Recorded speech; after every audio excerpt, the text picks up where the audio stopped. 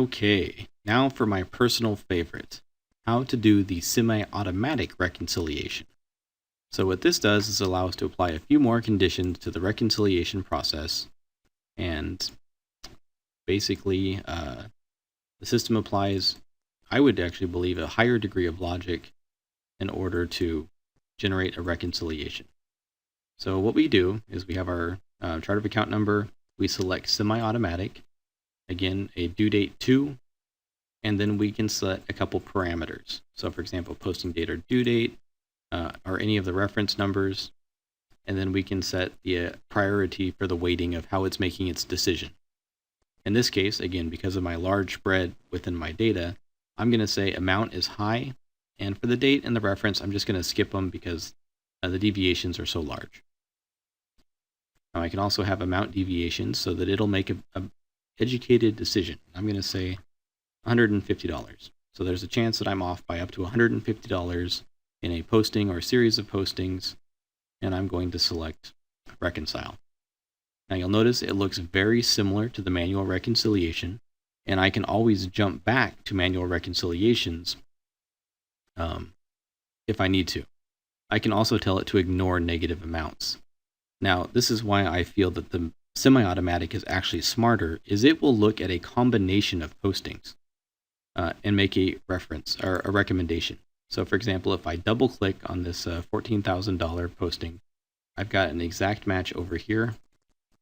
It's going to basically reference everything within the system, or not in the system, within this reconciliation, and say, here are the recommendations that I think would work.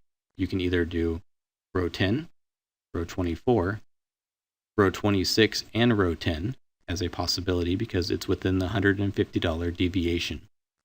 And all of the different combinations that it thinks would make an effective reconciliation. And we see here it's actually starting to get quite creative and reconciling almost everything because we have values that would net together to equal that value.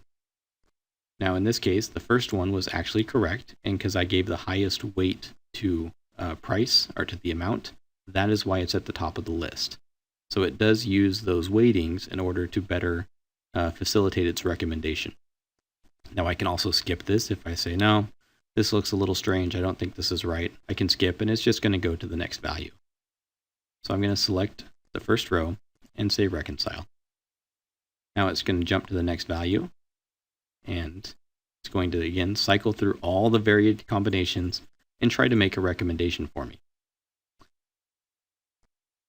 Now I'm going to hit cancel here because a lot of these are not the recommendation settings that I would like it to make, and I have one that I've already set that is a multi-value reconciliation that is actually correct, so we can see what that's like. So if we look here, the $74,000 value up on row number 3,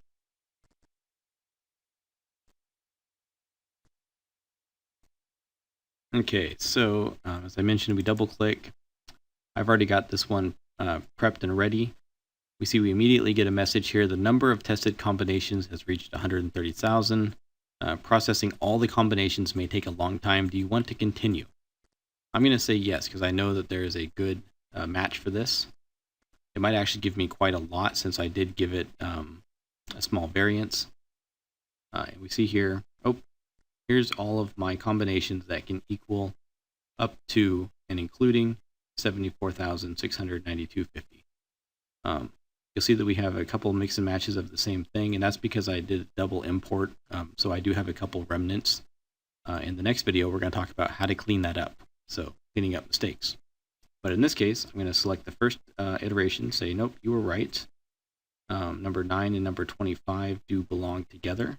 Actually, I believe it would be number 9 and number 11. And the combined value of 74,692.50, which matches the posting that I made in the system. I just got lazy and I combined 2 entries that are separate on the bank into a single posting in my SAP system. So I'm going to reconcile. Go down to the next one. I'm just going to hit cancel. And that's how we do a semi-automatic reconciliation. Now, if the semi-automatic is no longer giving you good suggestions or you're ready to flip back to manual, you can just hit manual bring back to the manual reconciliation and manually select the entries that you would like to take care of. So with that, I wish you luck.